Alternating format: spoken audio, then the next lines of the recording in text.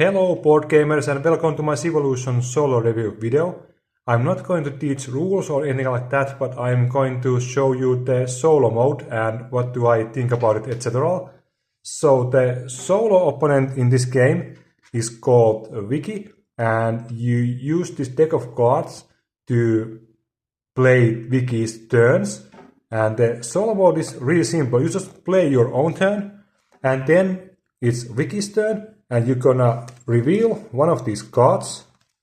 And the card tells you to roll a dice, and that shows you what to do. And these are really simple things you do. For example, this one here, you just add one token to here, and then it's again your turn. So really smooth and easy. And you may notice that there are blue and this red or orange background. Well, these are difficulties. When you play on the easiest mode, you just use the blue background. And when you increase difficulty, you start to use the red one. For example, if you play on second easiest, you play with the blue side, except in the final last era, you're going to use the right one side. So really easy to upkeep, really easy to play, and basically the hardest thing you might have to do is when Vicky wants to migrate or procreate. That means it will add more tribe members on the board, but they have this nice card here that will show you where exactly you're gonna add that tribe member or where Vicky is going to migrate. Again, you just roll a dice, it shows you desert, forest, etc. And that's the location you're gonna add more meeples. And it's really easy to use.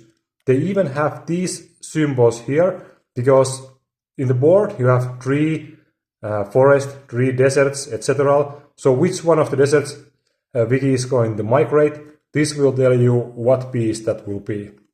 Really easy to navigate. They also have all information on those small little cards here. You don't have to use a rule book at all if you don't want to. Maybe in the first play, but after that you're going to only need those cards, and they will tell you every minor detail, every minor rules you might need to use the Vicky opponent. And in the back of the rule book, we have like, I would say 3, 4, 5 pages of the solo rules. And here we have all the difficulties. We have beginner, moderate, medium, advanced, and expert. After a few plays, beginner, moderate, medium maybe comes too easy, but advanced and expert, they are really tough challenge.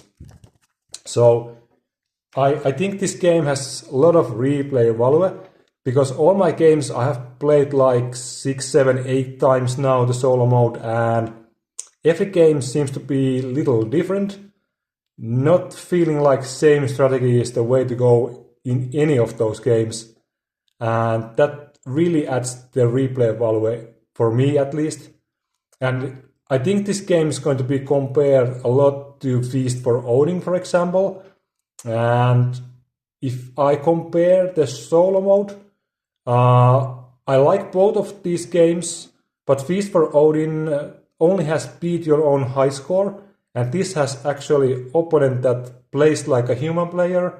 It doesn't have the player board, it doesn't use the technology cards, but other than that, it actually simulates a real player really nicely, because it's going to push your workers on the map, it's going to add own workers on the map, it's going to even compete you with the events and anything like that. So the solo mode is, in my opinion, much more interesting than beat your own high score.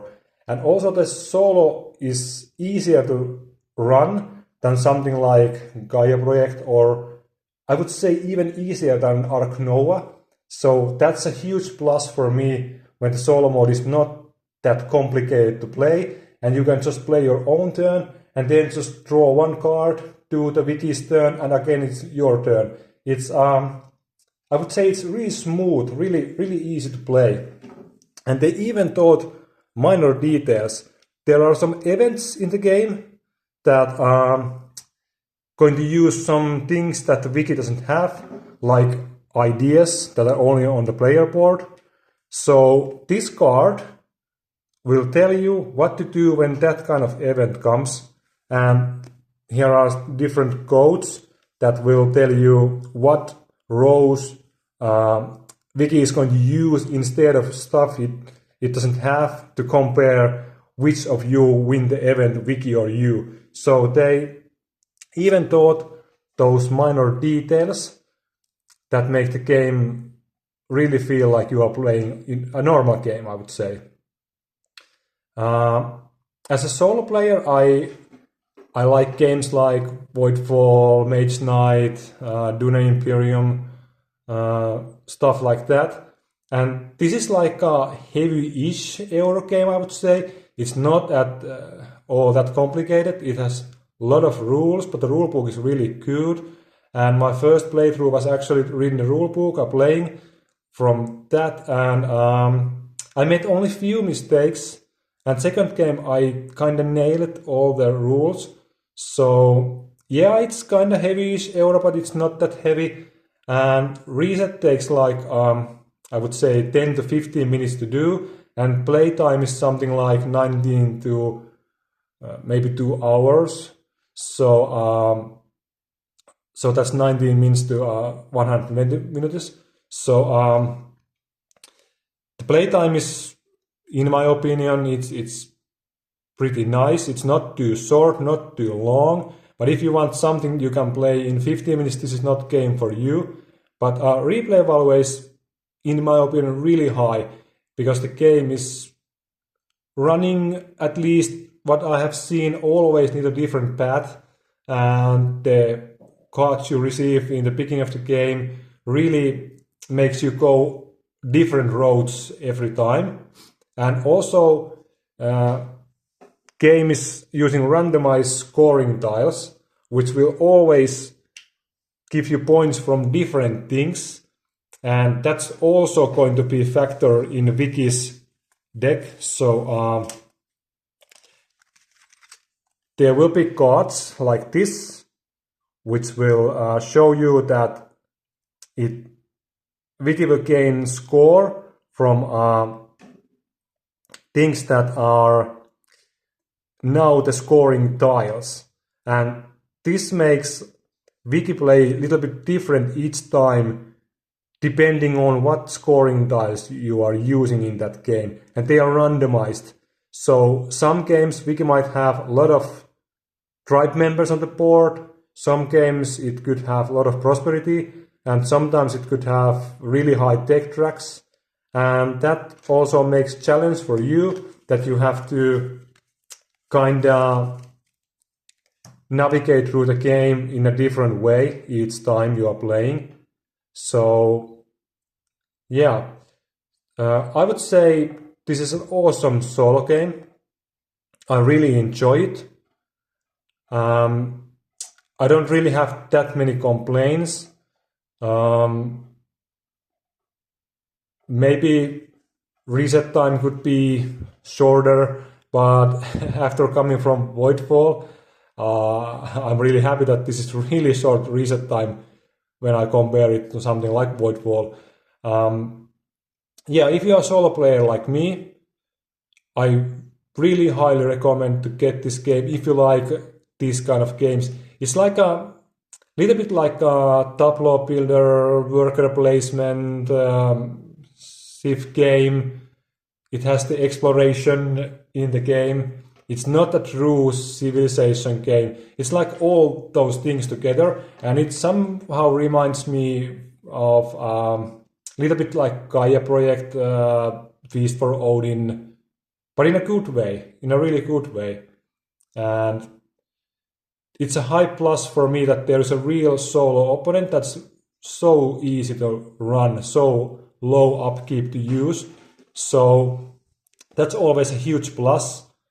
And in the rulebook, there's even a variation that if you are finding the hardest wiki level even that too easy, you can add more difficulty. In the game, there is a reset mechanism when the era will end, and the wiki will not score points when it does reset, but the variation says that you can score also those points. So you can increase the difficulty like really insane level if you really want to challenge yourself. So this game will probably offer a lot of replay value as a solo player. So that's also a huge plus for me. And so far I have, like I said, played this like 7 or 8 times, I think, and spent like 25 hours or something playing this game, and I still want to play it. It hasn't feel same in any of those playthroughs. There's so much stuff I haven't seen, so much builds I want to try, so much different strategies I want to try, how they work, etc. And somebody even made a web application on BoardGameGeek that you can run a wiki without of these cards. So you can just use the application. And in theory, you could play against 2 opponents if you want to use the card deck for other and the application for other.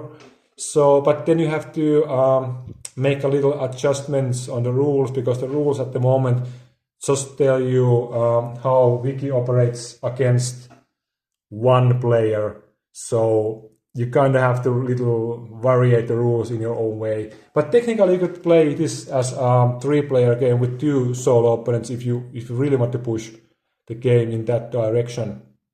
But yeah, that's about it. I give this a huge thumb up. It's at the moment one of my favorite games. Hard to say how I feel about it after maybe a year or 2, but it's definitely a good game. And I'm going to keep this in my solo collection for sure.